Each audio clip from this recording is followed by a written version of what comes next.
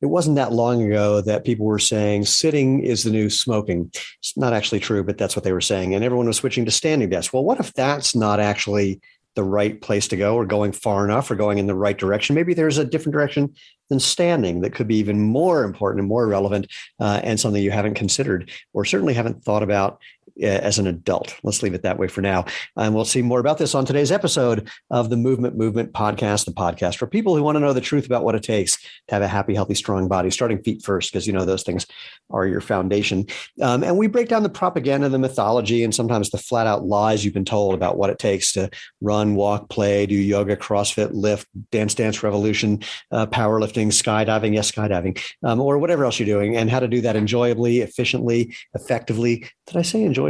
Yes, I know I did, because it's a trick question. Because look, if you're not going to do something that you love and you enjoy, you're not going to keep doing it. So find a way to do something that you like. Anyway, I'm Stephen Sashen from ZeroShoes.com, your host of the Movement Podcast. And if you don't know, we call it that because we are creating a movement about natural movement, letting your body do what it's made to do. And you can find out more if you go to www.jointhemovementmovement.com. You'll find previous episodes, all the ways to interact with us. And you don't have to do anything to join. That's just the domain we got. There's no special fee. There's no secret handshake, but again, you can get alerted to new episodes, find all the previous ones, and then find us on social media where you know what to do. Leave reviews, thumbs up, like us, hit the bell icon on YouTube. You know the drill. If you want to be part of the tribe, please subscribe. So that said, Emily, first of all, welcome. Secondly, tell people who you are, why you're here, and let's have some fun. That was awesome. Thanks so much for having me, Stephen. My name is Emily Gooding. I'm a movement coach here from Ottawa in Canada, and I work with individuals to help improve their quality of life through movement coaching, Thai massage, and furniture design, really. So a little bit of everything. My background's actually I'm a registered nurse, so my background's in nursing. So I kind of fell into this by chance, and I just love it. So I was always a personal trainer when I was going through nursing school, and it's just something that I've always done. I've always worked with clients, worked with movement. And it's just something I continued to do until I couldn't nurse anymore. It just took over my life. So that's where I'm at right now. I love it. Well, since you said Thai massage, you gave me a flashback to my favorite Thai massage story when I was in Thailand. And holy crap, this is a long time ago, 1999. So I'm at Wat Po, where they do Thai massage. And this tiny, tiny woman, couldn't have weighed more than 90 pounds, is giving me massage. And at one point, she's working on my inner thigh. And it was the most excruciating thing I ever felt in my life. And so I kind of rolled over to try to figure out, to see what she was doing. And she's just, leaning on me with one elbow while reading the Sunday comics. And I thought, that is so not fair. If you're going to cause that kind of pain, you at least should have to pay attention. But no, they don't need to. That's the beauty of it. I think that's why I fell in love with, being 5'1" and 125 pounds. I've always been around athletes who are much bigger than me, a lot of men that were much bigger than me. And I was like, well, regular massage is just not going to cut it. So I'm going to have to learn how to walk on people and beat them up with my elbows and my feet. Well, I have a friend who was a massage therapist. One of his clients was a professional bodybuilder. And after 3 sessions, he said to the guy, I get it. I know you booked for 10. I've got to give you your money back. You're just too big. I can't do it. And yeah, I've had to send some clients away just because of how big they were. But luckily, my fiance is a registered massage therapist, and he's a nice, big, strong guy, so he gets all of those clients. Perfect. Well, so let's move on to, when you said furniture design, that leads into what I sort of teased at the beginning. When we got on this call before I hit record, the first thing I said is, I love someone who's got rings in the background. And you described what was behind you as being more than just having rings hanging from somewhere in the background. So let's talk. Well, anyway, I'm going to let you take it from there. Yeah, absolutely. So, the rings that you're describing in the background, it's attached to a system. It's a stall bar system for those. So for those who don't know what a stall bar is, it looks like a ladder that's anchored to the wall. And it's used for body weight exercises, gymnastics, all that kind of stuff. And you can attach Olympic rings to it and stuff like that. There's a pull-up bar at the top as well. It's a pretty, relatively simple structure. And most people probably would have seen these types of things in their gym class when they were in elementary school. So I had one of my clients design this for me. And what's special about this one in particular is that it has a desk attachment that can hang onto the rungs of the ladder at any height. So you can use it as a standing desk. You can put it down to a high level where you can use a chair, or you can put it right down to the ground where you can sit on the floor and utilize it.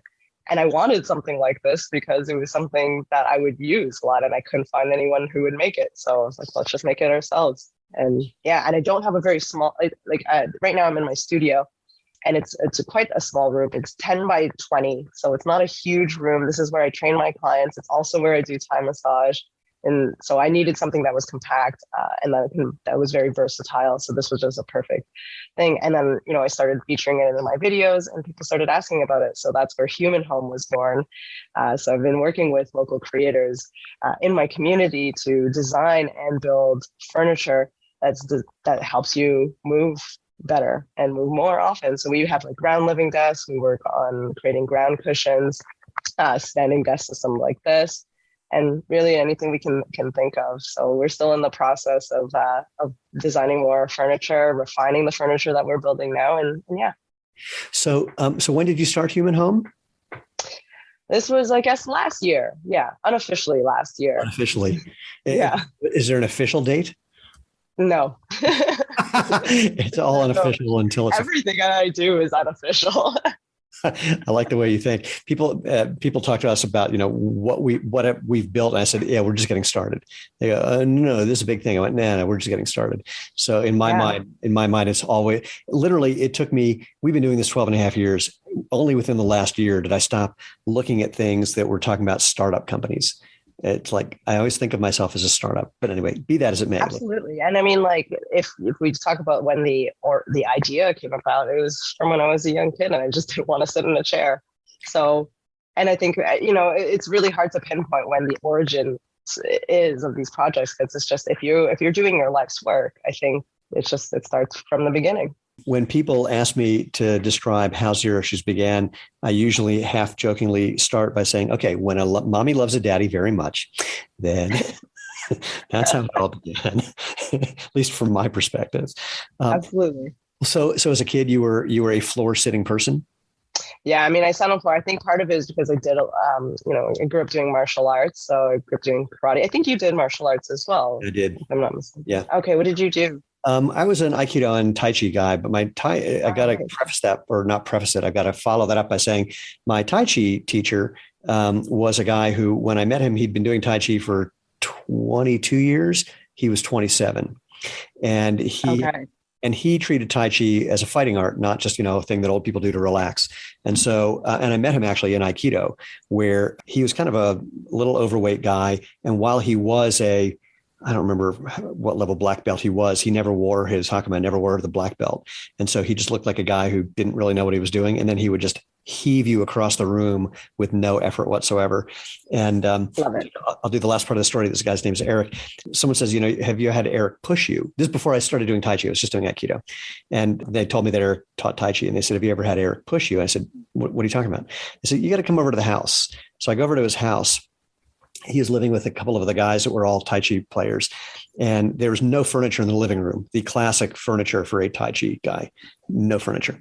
And so I'm standing kind of in the doorway or the space between the living room and the dining room. I'm facing the dining room. It's important for the geometry of this. And so I have one arm in front of me at about chest level, and Eric puts his hands on me very gently, and he's just kind of moving my arm very gently. And I'm going, all right, this is weird. And I kind of was curious what was going on, because I just heard some noise behind me, and I look behind me, and there's 4 guys holding a mattress like against the wall 10 feet behind me. And as I turn around and I'm about to say, well, that's interesting, Eric just looks at me, he goes, bye-bye. And all I felt was a tap on my arm, and then I hit the mattress. Amazing. That's straight out of a movie. It was. It really was. It was like Crouching Tiger, Flying Session. And so I went, all right, I gotta find out what's going on. So he used to go to karate schools and challenge karate guys to a fight, and he would just destroy them. And sometimes he would do something simple, like he'd say, my hands are at my sides. I'm going to try and tap you on the top of your head. Don't let me. It's whatever you want to do. Just don't let me. And I'm not going to do anything crazy. Don't let me. And then he would just tap, tap, tap, tap, and they'd never be able to block him. And they were very confused. And then he would say, do you think there's something wrong with the practice you've been engaged in? And he just wasn't telegraphing. So anyway, that's a long martial arts. Very cool. Yeah. Yeah. I mean, everyone has their martial arts journey, but yeah, I guess bringing it back to my interest in ground living, it really does stem from martial arts. I started off doing karate, and I've always felt drawn to the ground movement aspect, because in the karate that I did, we spent a lot of time on the floor as well, and then practicing drills on the ground. Yeah, yeah. It's unusual. Yeah, totally unusual. My senseis were really awesome. And they're like, well, you know what? Other people are training on the floor, so we probably should get used to it as well. So, and I fell in love with that aspect of it. So now I do a lot of Brazilian Jiu-Jitsu. I was going to say, you must have, I was going to ask if you had gone to BJJ from there. Yep, and that's exactly what I do now. So now I do Brazilian Jiu-Jitsu, where you spend a lot of your time on the ground, and I just feel really comfortable and at home there. And my body feels fantastic. I mean, I interact with the ground pretty heavily, like sleep on the floor. I spend time eating on the floor. I fold my laundry on the floor, and it's helped me with my chronic pain. Like, I was a nursing student for a long time, so I spent a lot of time hunched over a desk, and I was like, I had crazy neck pain. I had headaches all the time. I was suffering from a lot of migraines, and it was miserable. So really, like, this just stemmed from me trying to find solutions to the pain that I was having. And I recognized that when I was doing jiu-jitsu, I felt fine. When I was not doing jiu-jitsu, I didn't feel good. So like, how do I spend more time in mimicking what I'm doing in jiu-jitsu in my day-to-day life? And yeah, now my life is jiu-jitsu. So while you're eating, is someone trying to choke you out? Yeah. Sometimes. Just kidding. Well, for people, I can only imagine that when you say, about all the things that you're doing on the floor, especially sleeping on the floor, there are some people who are going to go, all right, that sounds completely insane. So how do you respond to that and give them the invitation to say more about why you're doing what you're doing, why they might want to try it, and what the easy way into experiment might look like? Absolutely. I thought it was crazy when I started doing it at first, because we had our nice, comfy King's Down bed that we were sleeping on. And I started having pain in the middle of the night, just to give you some insight. So I was having pain in the middle of the night, and I'd wake up and I'd have radiating pains down my arm. And it was pain. Like, I didn't know what to do. My fiance is a massage therapist. We were experimenting. We were doing all types of exercises. I could not figure it out for the life of me. Like, why I would wake up in the middle of the night with this type of pain. So out of frustration, and not wanting to wake my fiance up all night long, I just grabbed my pillow, grabbed my blanket, and slept on the floor, and I would fall asleep. And then I did that again the next night, and then again the next night, into the point where I was just sleeping on the hardwood beside my bed. Now, I don't recommend to people that that's like the way that you should do it. So what I usually tell people, if they're having pain when they're sleeping, they don't feel comfortable, I'm like, try taking a nap on the floor. And I get myself set up. Like right now I'm sitting on my Thai massage. I actually took a nap right before this call, but I have like my Thai massage mat. So it's just like a thicker type of yoga mat, maybe like an inch thick. And just like start with a nap there, see how you feel. And your body has to get used to it. And I mean, you've probably had this discussion many times with anyone transitioning to a minimalist shoe, that it takes some time to transition, especially if you're coming from an orthotic or a heavily cushioned and supported shoe. You need a little bit of time to build that tolerance and resilience up. The same kind of philosophy applies to sleeping on the floor. Your body has to get used to it. But if you think about it, for most of human history, we've spent all of our time interacting with the floor and sleeping on the ground. We never had really like soft cloud-like memory foams to sleep on. But so this is how we were designed to move. And when you sleep on the floor, what happens is it's not the most comfortable thing, but it encourages you to move frequently throughout the night. So there's like built-in movement and mobility work as you're sleeping. So I personally just found that I feel better when I sleep on the floor, and it's just through self-experimentation. Like, maybe it's not for everyone, but it's what works for me. And if I can, share my story and just open up another option or a door for someone else, it's just to think about it and give it a shot. Like, it might not be for you, but if it works for you, then why not? And that's it. Since human beings like to have prescriptions for how to do things, I'm going to add some things to the prescription for experimenting on the floor. So talk about what you would recommend for someone in terms of literally, I know this can sound silly, literally like what position should they try or start in? Yeah. What are you doing for a pillow? I mean, just like, let's really, give people. Yeah. So what I like to do when I'm making my bed, I try to imagine I'm trying to set up my floor bed as I would for a toddler taking a nap on the floor. So I make it nice and cozy. I'll maybe roll out a yoga mat. Like, I don't want it to be too hard. So I'll roll out a yoga mat. If you have like a Pilates mat or something like that, you can do that too. You can even use a nice like carpet, like you just have a carpet. And then I'll throw a comforter down or a sheet down, depending on what you'd like. at the beginning, I used a thick comforter. So just something that had a little bit of extra cushion.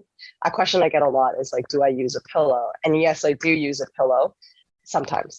So if I'm lying on if I'm lying on my side, I tend to use a pillow just to support my head so it's not in that awkward bent, like laterally bent position. But if I'm on my back, I don't use a pillow just so that my head can sit naturally. And we kind of have this little divot in the back of our head, and everyone can kind of feel this flat part of our head. And that's just to let your head sit flat on the ground when you're sleeping. That's what it's there for. So yeah, I have just like a pretty flat, shitty IKEA pillow that that I got. I actually had this like nice, super nice memory foam pillow with contours, and I hated it. So I went to IKEA. I'm like, give me your cheapest, crappiest, flattest pillow. While we're not sponsored by IKEA, I feel obligated to say IKEA products are not all shitty. Yeah, no. I actually, when you said shitty IKEA pillow, all I could think of is like, how many IKEA things do I have in my house? Okay, I got those bookshelves, I got that thing. And then I've actually got some, I'm a fan of some of their desserts. So IKEA food, yep. We're big fans of some of that. And in fact, I've got a couple of cakes that have been in my freezer for too long. I'm going to have to pull them out and eat them this weekend, now that you reminded me. Oh, yeah. I mean, like my first standing desk too, which I still have, is an IKEA desk. And it was perfect. You just got a tabletop with long legs, and yep. It was fantastic. Mine's the same, actually. I love IKEA. I do too. Mine is the same. I have an IKEA desk that I put together in my office, and I had to raise it more than the legs could go. Not because I'm massively tall, because I'm a whopping 5'5", but because I threw a treadmill under there as well. So I needed that extra like 6 to 9 inches. Cool. I just threw some cinder blocks down and put my desk on top of that. It's beautiful, very classy. Beautiful cinder blocks. So let's talk more just about living and being on the floor as well, but also, what your thoughts are. I mean, it is kind of funny that this idea came up about sitting being the new smoking, where Dan Lieberman, who kicked off the barefoot movement, his most recent book is called Exercised. And the first chapter is busting the myth about sitting as the new smoking by saying, like if we look at indigenous tribes, they spend more time sitting than we do, but they don't spend time sitting in things that keep them from moving. So like you said about sleeping, there's more motion involved. Sitting, there's more motion involved. And in fact, the chair that I'm sitting on right now, I'm going to show this one. This is from Core 360. It's just a thing that is totally unstable. And so way better. And I've sat on, like yoga balls before. This thing is way, way better. So I'm technically sitting, but continually having to move in order to stay balanced and do the things that I'm doing. Yeah, I think we should differentiate the different types of sitting, and sitting in an ergonomic chair where you're fully supported and not moving, that's probably more equivalent to smoking. Sitting on the floor, and you've probably seen me, I'm sitting on the floor right now. I've probably changed my position like 10 to 20 times in the short conversation that we've had so far. So it's completely different. When you're sitting in a chair, you're in that fixed position. So, and our bodies are lazy, right? So your body's going to adapt to the position that you assume throughout most of the day. But if you don't assume a position throughout most of your day, then it's not going to adapt to it, and you're going to be a lot more versatile. So floor sitting is completely different than chair sitting. There was a big shift towards like the standing desk movement, and I love a standing desk. I work from a standing desk often, and I do work from the ground often. Those are my kind of two defaults, and lying down on the ground as well. But I think humans tend to be very binary, right? We tend to be like all or nothing with it. We either sit or we either stand. But I think what's really important is that there's that whole spectrum of movement in between those two positions too. Because sometimes we can stand, sometimes we can sit on the floor. Sometimes you can lie down, and sometimes it just means listening to your body and asking, what does it need right now? Today, I didn't have a great sleep, so maybe I just need to take a nap and lie on the floor for a little bit. Normally if I was going to do a conversation on Zoom, I'm usually standing up at my desk, but because I'm feeling a little bit under the weather, I'm going to sit down on the ground today just to conserve a little bit of my energy. But we can adjust accordingly. But I think a lot of people tend to be like, oh, now I'm using a standing desk, I'm going to stand here all day. And then when they have a day like I'm having today, they're going to feel like crap. So then they're like, standing desks don't work at all. So, I think having some flexibility with the way that we move as well is really important. And it forces you to be really intuitive about what's going on in your body when you do recognize that movement exists on a spectrum. I have a chair next to me because I'm in our conference room. And in my office where I have my standing/treadmill desk, I've got a desk next to it. Because like you said, there's some times where I'm going, I just need a break. And I need to like lean back and just chill. And I am thinking that after I spent time on this or standing, when I was thinking I need to go back to a chair, for a while, I felt guilty. I will confess. It's like, oh, I should be able to handle this better. And then it took me not very long because I don't kind of second guess some things like that very often. But it took, definitely a few times where that was going through my head of going, yeah, I just want to sit down. It's no big deal. Absolutely. Yeah. And we tend to beat ourselves up over saying things like that or thinking it, right? We're like, oh, we failed at it. It's like, no, we're not used to it just yet. And it just takes some time to adjust. And it might just mean you need to spend more time sitting on the floor too. Like it means that you need to gravitate towards being on the ground. I mean, you have a pretty active job and you talk a lot throughout the day. It might just mean you need to spend more time on the ground or just lying down. I spent a lot of time sitting on the floor. Lane and I we work really hard and often long hours. And so like I'll roll home, cook some dinner. We get on the couch, we watch some television. And often I find myself sitting in front of the couch on the floor. And when I'm on the floor, I think often about my dad, who the only time he was ever on the floor is if he was trying to, build something like a coffee table without the instructions, and it would turn into something completely different because he didn't follow the instructions. But I never really saw him spending time on the floor. That was not a thing I saw adults doing when I was growing up. And I'm very aware of that every time I do it, which it's sort of interesting that my life looks so nothing like anyone that I could model from growing up. And I'm not unusual. I mean, this is a not uncommon thing, especially with the people I hang out with, but it is sort of interesting to see that how somehow that happened. Conversely, now that I think of it, I know people who still live in the same place where I grew up, which was an upper middle class neighborhood outside of Washington, D.C. And the idea of people sitting on the floor, it's even still a little weird for them. So it's fascinating seeing how these things penetrate people's brains or not. There's definitely like a cultural component to it as well. Growing up, my dad is from the Caribbean. My mom grew up in Asia and we met here. So I grew up sitting on the floor with big families. There was never room at the table to have dinner. So everyone, the younger ones always sat down around the coffee table. So interacting with the ground was just something that was a part of my life. And it was not a really big deal. We squat. There are even from the toilets that you see in Asia, they're on the ground. So you got to be able to do a deep squat if you want to have a bowel movement. It comes in handy. Absolutely. But yeah, I think our modern life is just not built close to the ground. Every technological advancement that we have, in quotation marks, is designed to disconnect us from the ground, even from our shoes. If we're starting at our shoes, like our heels start to get more and more elevated so that we're further away from the ground. Our buildings are getting taller, so we're not as close to the ground anymore.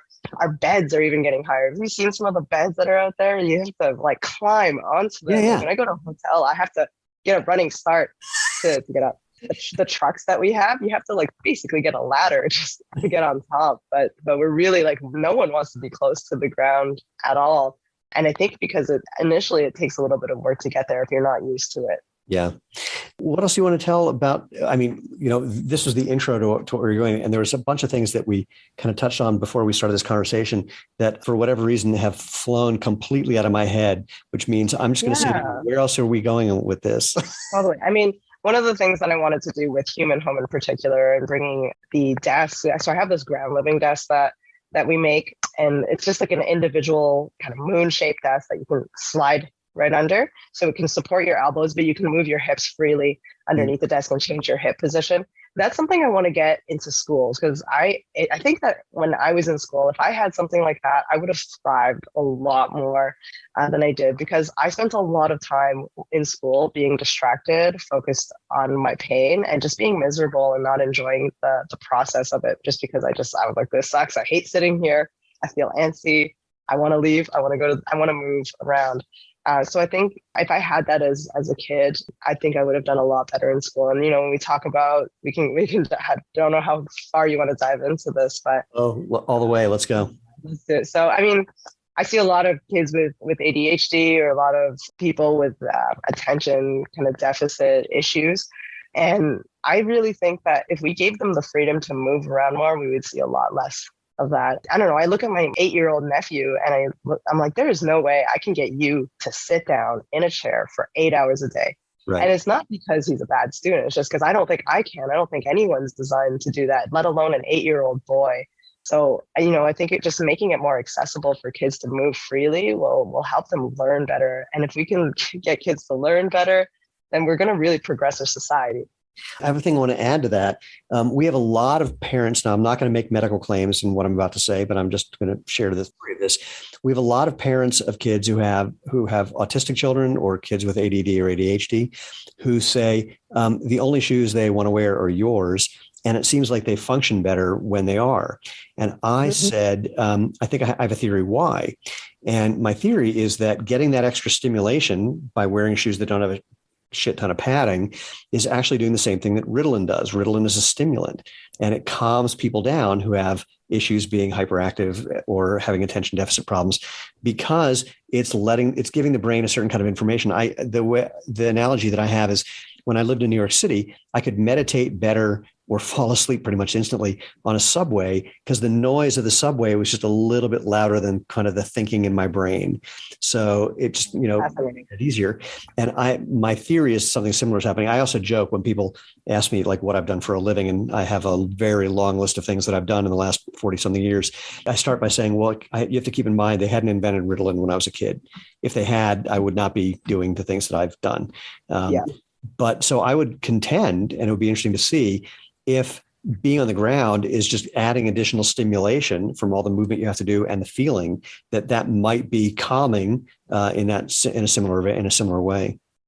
Yeah, I mean, I think that what you're saying is really valid, and it reminds me of when I walk my dog, and he has a lot of energy. He's a poodle mix, and so he's got lots of energy. He's very, very active, and what we notice that if we bring him to a new neighborhood for the same length of a walk, he's a lot more tired after that walk than it is when we're just bringing him on our regular routine walk. Just changing your environment, and I think that provides a lot more stimulation. So I think I agree with your premise. Well, Lane and I were somewhere. Where the hell did we go? I have no sense of space or time. We were, New York, duh. She had never been to New York City before. And she found it really, I found it very relaxing because it was familiar to me, even though things have changed a lot since I left there. I moved out 29 years ago, but nonetheless, it was still very familiar in many ways. And for her, it was totally novel. And she was just exhausted from the stimulation. And of course, the irony with the dog, we have our first dog, each of us, it's our first dog. We've had him for about 3 months. And the secret with him, he's also pretty high energy, is get him tired. And and in a manageable way. It's like if we just let him have his way when we're out for a walk, he'll just be looking for, I call him Dog the bunny hunter. He's just always on the lookout for the bunnies. And in our house, he's constantly running back and forth from window to window, looking for the bunnies or the somethings.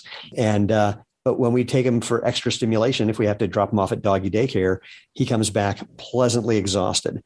So there's definitely if you don't go that far, there's definitely a relaxing component to a certain kind of stimulation. But when it gets to be a lot, then it just flat out knocks you on the ground.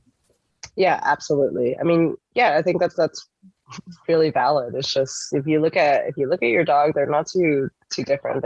I think we forget that we're mammals as well. At the end of the day, we're animals as well. So we need, our lizard brain still needs the same things that our dogs do.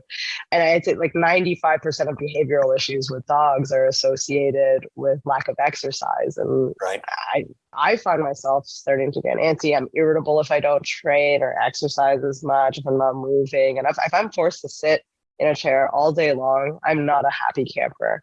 And I think the challenge or the problem is that people get acclimated to that in a certain way. If they just keep doing it, your brain is designed to just with being in New York, after enough time, you just start shutting off some of the stimulation. You just don't pay attention to it. It still affects you in some way, but not as much.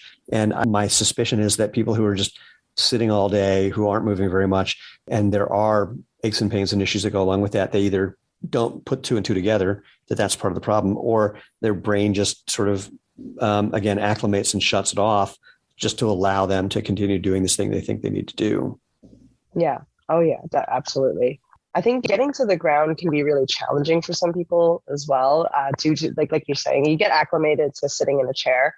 So getting to the ground can be a little bit challenging. I see people have a really difficult time, just feeling comfortable on the ground. So I just wanted to touch on that a little bit because I think it's important. Please. And I think that there's a way that we can transition really safely. So if I got people to get on the ground right now and if you're not used to it, it can be really uncomfortable and you're going to hate doing it and you're going to never try it again. So what I always encourage people to do is to try to make it a little bit more inviting, and you want it to be comfortable enough that you want to sit there for a little bit, but not so uncomfortable that you hate being there. And there's a nice fine balance. And once you get used to that, you can start to remove some of the comforts, and you'll need less and less with time. The beautiful part of that is the more comfortable you get with discomfort, the more comfortable everything else feels. And, you'll start to just feel comfortable in all kinds of places that you probably shouldn't feel comfortable in, but it opens up a whole new world of comfort for you. If you just you basically have to lower your standards of what's comfortable. Pun intended. But you got to do it gradually. Well, so let's talk about what that means then to do it gradually. But maybe as a bit of a mild tangent, I imagine some people are uncomfortable with the idea of getting on the ground because they've experienced that they have a hard time getting off the ground. Yeah.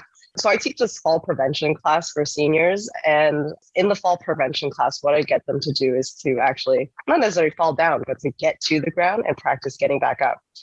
Most of the times why seniors end up in nursing homes is not because they fall, it's because they fall and they can't get back up. So getting back up is a really important skill. So what I would say is practice doing that more and more frequently, and practice it with supports and people around. If you don't feel necessarily comfortable getting to the ground by yourself right now, make sure that you have someone around, or make sure that you have something to hold on to so that you can get up.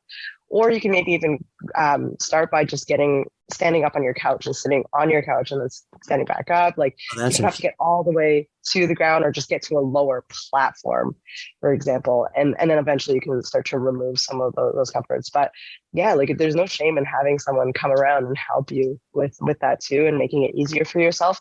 Having, if you're going to sit down on the ground, or go to your stairs, at the bottom of your stairs, and then be able to use the railing to pull yourself up too, and practice it. You only get better when you spend more time doing it. Any other techniques or tips you want to share for either getting down or getting back up? This is honestly however you want to get up and down, it's going to work for you. But there's this drill that I like to do where you find 10 creative ways to get up and down, 10 different ways. And it starts to, you get up off and down the ground. You can make it challenging by not using your hands at all. And you have to find 10 ways that you can get up, different ways to get up and down off of the ground. But explore your creativity and see what works best for your body. And don't be afraid to use your hands in weird places, to put your feet, just experiment and give it a try. A lot of it is just problem solving that you have to do for your own body. Everyone's really different too, right? So you really just have to find what works for you, and you won't find what works for you until you actually do it. It's like practicing on a balance beam. You just got to keep doing it, and you'll get better at it. Unfortunately, this is one of those areas where we want to find a lot of tips and tricks, but it's just reps. Well, I'm gonna pressure you for a tip and trick though. So out of 10 different ways to get up or down, let's focus on the getting up for no apparent reason. Give me 2 that people might not normally think of. Getting up off the ground. Okay, one extreme one would be to do a back roll and then come up like that. Nice. That's not going to be very accessible. Here's a good, I think a good tip is to think about your stance and when you're coming up, and think of, you have 4 points of contact that you could have, right? Whether it's your hands, your knees, your feet. You want to make sure that there's enough space between those. If your hands and your feet are in line, like you're walking a tightrope, you're not going to be very stable. So you want to make sure that you have almost an equal distance between those points. We're bipedal, so the goal would be to try to push yourself up onto your feet using your hands. So you always want to think of where your center of gravity is, usually just below, behind the belly button, a little bit below that. It really depends on where it is, but kind of in the core. And you want to position that over your feet. And once your center of gravity is over your feet, then you can elevate yourself. Right. So if you're in a quadruped position, you're on all fours, you might have to use your hands to push your center of gravity back over your feet. And then from there, you can stand up. But if you know where your center of gravity is, your goal is to try to put it on top of your feet. And then from there, you can elevate yourself. So just using that one, starting with your hands and feet, the idea that you're going to push yourself back onto your feet. I'm just doing this for people for the fun of it to help kind of spur some creative thinking, hopefully, is then you could do the opposite of that, of try to move your feet closer to your hands. So like whatever the fixed point is, there's going to be a moving point, and see if you can switch that. You could even, I can imagine there's ways of doing that left and right as well. So it's like one way I think of it is think of whatever you're doing and then try to find the opposite of that one. And then from that, see if you can find something that kind of goes left or right. Yeah, that's a good tip. Yeah, I like that. I do it all the time. I've been talking about this a lot lately, only because I'm really happy about it. I noticed that was putting my pants on left leg first. And so I spent like the last probably 2 months doing everything I could to focus on right leg first. And sometimes I'd forget, and it's like, oh, damn it, I forgot. But after about 2 months, now I'm ambidextrous, and I'm just as I'm just as likely to start with my right leg as my left, just from wherever my balance has subtly shifted, or what might be next to me or whatnot. So I have a fondness for like, what's the thing that I'm doing, and now let's try to find the opposite of that one. Oh, that's a really, really good tip. I feel like that's something that I've done with brushing my teeth, where I've tried to brush my teeth with my left hand, because I've noticed that I've always brushed my teeth with my right hand. So I don't know, maybe I should try it with my left hand, because in case I I don't have the use of my right hand anymore, there's definitely a high possibility if I break my hand.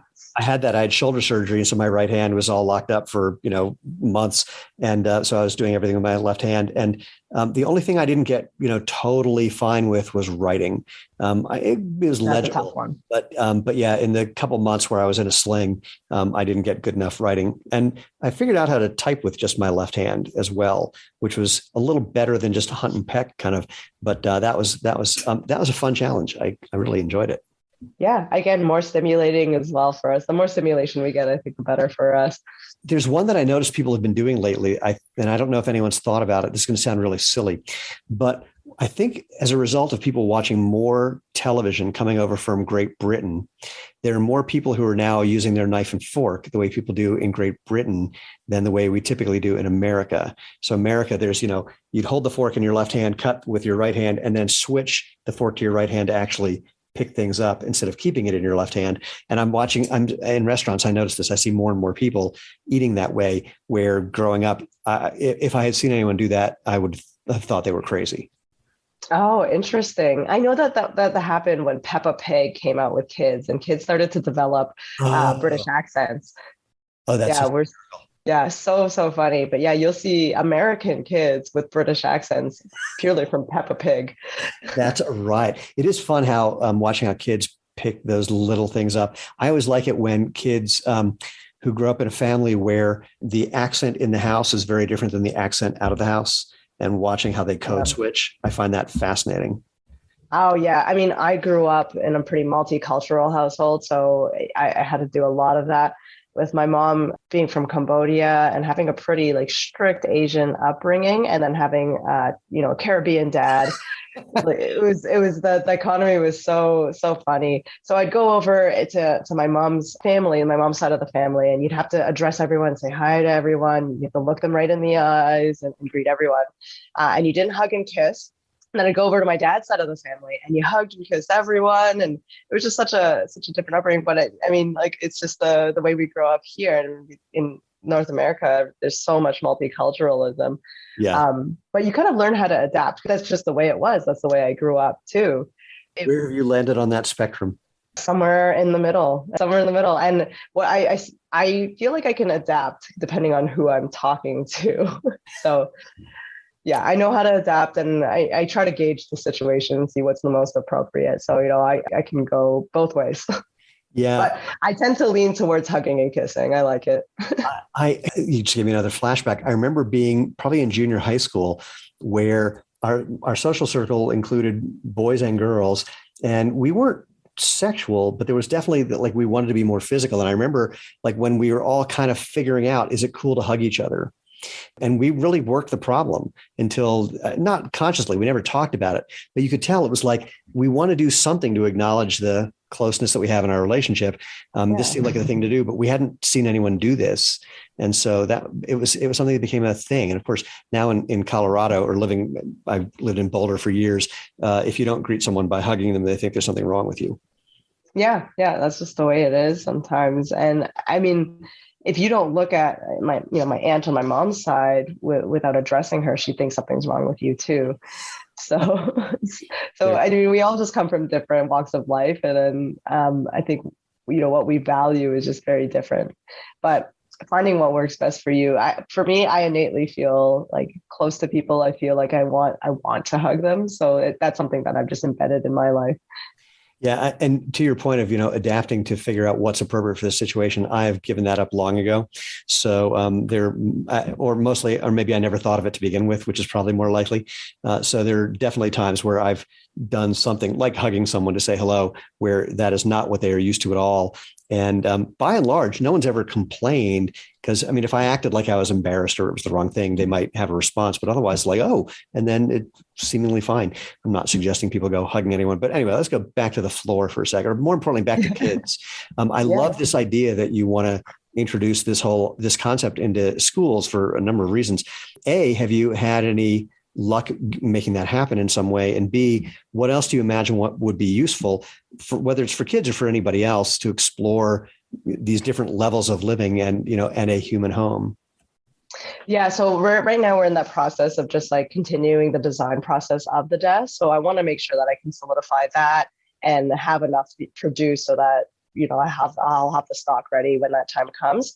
I think what I'll start with is reaching out to private schools because they're just a little bit easier to influence versus like the school boards. Yeah. So that's kind of the direction that I'm taking right now. But I'm also just getting the opinions of kids. So anytime I have the opportunity to have a kid in the studio, I'm like, you can spend an hour trying out this desk, and I'm like, what do you think? Do you like it? What do you not like about it? What did you do on it? And I think that's like the stage I'm at right now where I'm just gathering data and learning to see if like at the end of the day, it's the kids that are using this. So I want to hear their opinion because I think as adults, we tend to just assume what's best for kids, but we don't ask them very much. So right now I'm at the stage of just like asking as many kids as I can.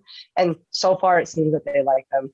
I always give them a choice. So I said, there's the desk with the chair and then there's the ground desk and I'll leave you to it. And whenever I come back, they're always on the ground desk. What's the most either interesting or surprising response you've gotten from any of the kids who've tried it? They don't give a lot of great feedback, but I think just the fact that they like using it, they like the freedom to move around. So they can move around the desk. They like that they can sit on the floor with it. And it just feels, they tell me that it just feels like right. It feels like the desk, they want it. That's all they tell me. They're like, I want this desk in my house so I can play my games and on it. I can play on the computer or my cards, whatever it is. You've got to set up a camera to capture those responses. Oh yeah, that's a great idea. Yeah, that's a great idea. Yeah, it would just be super fun. Sorry, it's all more flashbacks. There was a time in New York when I was there again, 30 something years ago. It was a commercial for some Broadway show and they had this like 8-year-old redheaded kid. And he says, I loved it. And if a kid likes it, it's great. That's exactly what it is. Yeah. Yeah. It was brilliant. Cause, and while as campy and comical as it was on the money. It's like for that show, it's like, yeah, if a kid loves it, definitely worth going to, regardless of how old you are. Absolutely. Sort of like, don't ask a 5-year-old if you're ugly, because they'll tell you the truth. Kids are extremely honest, and it's something I've grown to appreciate about them because they'll give you the honest truth. And so, I do a lot of play with my clients. I do a lot of workshops and classes where we do a lot of play. So I always ask my nieces and my nephews, like, what do you like to play? Can you help me come up with a game? And they're so creative. They're so like uninhibited. It's just like, It's really beautiful to interact with kids in that way because they're just like the most creative people that you'll ever meet. So if you need to brainstorm, that they're the best people to go to.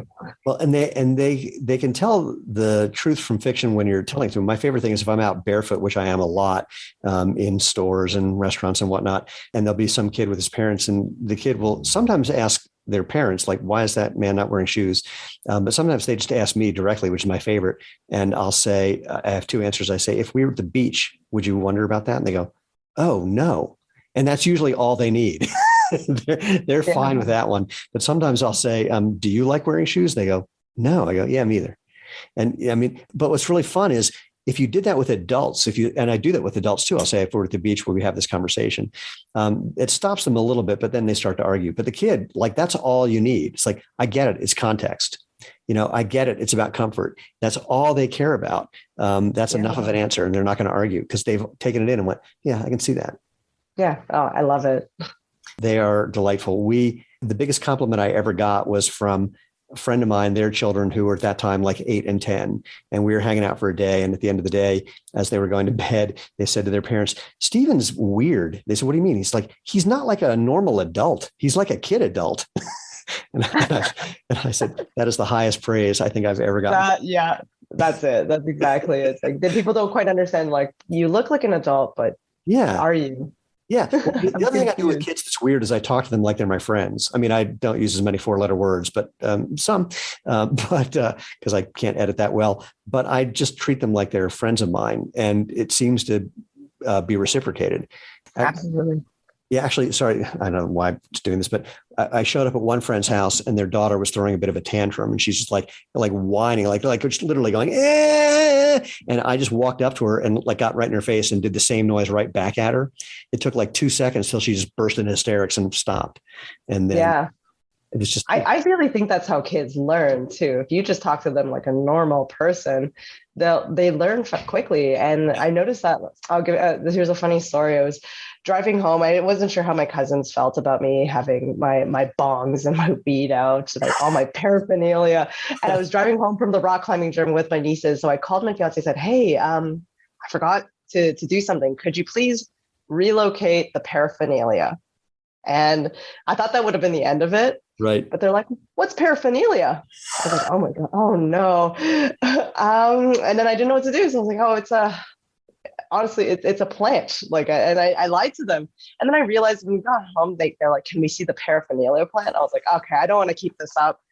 This is paraphernalia. Like, I would use it to smoke weed and get high. That's what it's used for. And then we had a whole conversation about that, but they're genuinely curious by nature.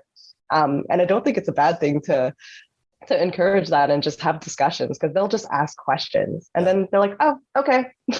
Yeah, done. It's over. Done. It's over. It's quick and painless. It's not too bad at all. But now they know what paraphernalia is. And that's, to have a paraphernalia, to have a 6-syllable word at your disposal, that's pretty impressive. Yeah, absolutely. But if we only talk to children like children, then they're never going to learn how to move beyond that. Well, let's bring this back full circle. The irony then is we're trying to talk to adults like adults, but so they can be more like children, to enjoy being on the floor, to enjoy experimenting, to enjoy these different things. I don't normally get to do it that way, but that was brilliant. But I think it's a very interesting thing. Is, in fact, if we go back to the beginning of our conversation, think about tribal cultures, the way that the parents and the children behave in terms of movement and relating to the ground, there's no difference. There's not, in the same way that, like what you were describing, the kids would sit around the coffee table on the floor while the adults were at a table, or a variation of, the kids' table for Thanksgiving. That's just not a thing that happens. And I think what we're talking about in many ways is, giving ourselves as adults that invitation, I don't want to say permission, the invitation to think back to what we would do as children and start exploring that, to hopefully keep that mobility, that sense of curiosity, that willingness to notice a pattern and try something else that we just tend to get lazy and forget about.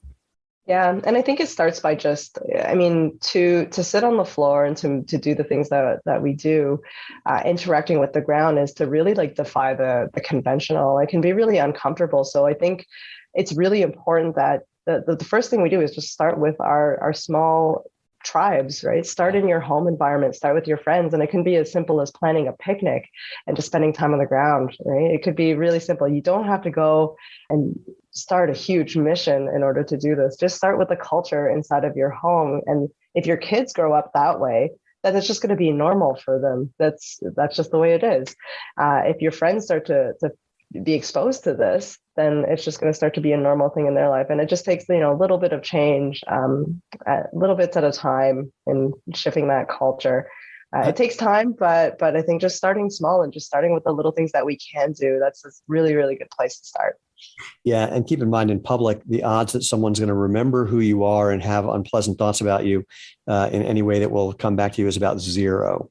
I do this like when I'm teaching barefoot running to people, we'll go into the park and I'm not going to get into the details, but have them do a bunch of weird movement games. And basically the instruction is keep doing it till you're having fun and don't care what other people think, because guaranteed they're not close enough to see you anyway. They won't recognize you anywhere else. So your self-consciousness is completely misplaced. So knowing that, just do it until you don't care, even if they did see you again, because then you're explaining that, you had a whole bunch of fun and they should try it too. Yeah, absolutely. I used to, when I started wearing minimalist shoes, I've always found that I'm going to try to wear shoes that don't look too minimalisty, like the Vibrams. And now I just wear Vibrams because I want people to ask me about it. I want to start conversation. Like I want to wear the funkiest shoes that I can so that people can look at me and be like, what are you doing? And we can actually spark a conversation. And I think that's something that's been really just like beautiful to have in my life, because I just have conversations with people on the street when I'm walking down the street barefoot with my dog. Like, why are you walking down the street barefoot? Why not? Yeah. Well, I will let you know that you can possibly have a similar kind of conversation with people if you're wearing these instead of those. Although it doesn't start with people looking at you askance, it starts with people going, "Hey, wait, are those Zero shoes?" Or just like, "What are those?" I have a joke. I say, "Don't buy our product if you don't like talking to strangers, because they will stop you on the street." I mean, every customer we have has a story about that, which is super fun. So, Emily, if people want to find out more about what you've been up to and how this could impact their life, how can they do that? They can follow me on Instagram at Emily G Moves, or you can follow my Human Home project at Human Home Ottawa.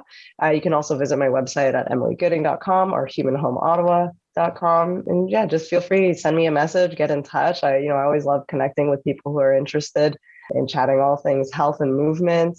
And I love just connecting in general. But thank you so much for having me on this. I had a really good time. Oh, no, total pleasure. And do let me know what happens when people do reach out, because they will. And for people who are listening, let me know what happens when you reach out, because you will. And I'm loving how the whole idea of movement is expanding in many different directions. And I especially love what you're talking about regarding kids. That's super exciting and fascinating, and fingers crossed that you can really make that move forward. Yeah, absolutely. Thank you so much. And thanks for everything that you do. It's really cool to just see. I mean, when I started wearing barefoot shoes, not several years ago, there wasn't many shoes on the market. And now I'm just seeing, like, I can't even keep track of them anymore. And I think it's just such a beautiful thing that, like, there's so much more investment into health and movement. And it's a beautiful thing. And I love it. Agreed. People ask me, they go, well, what happens if other people start, doing the same thing you're doing? I'm going, good. That's the whole point. So fingers crossed that at some point the giant companies realize that what they've already known, which is what they're doing, is not good for people, but that they find a way to make the transition to doing what's actually good. Because that's all I care about. We're trying to change the world. It doesn't have to be me. In fact, it can't be. It's got to be everybody. And I'm just hoping, I literally say, I just hope I live long enough to see it, because it should happen. And we're just all trying to make it happen. So I appreciate you being part of that as well. Yeah, likewise. Thank you so much. Yeah. So for everybody else, once again, thank you. A reminder, go to www.jointhemovement.com to find the previous episodes and all the different ways you can interact with us. Also, if you have any questions, comments, requests, etc., and you want to drop me an email, you can do that. Just find me at move, M-O-V-E, at jointhemovement.com. And until then, or even after then, or before then, or any then, doesn't really matter. Most importantly, just go out and have fun and live life feet first.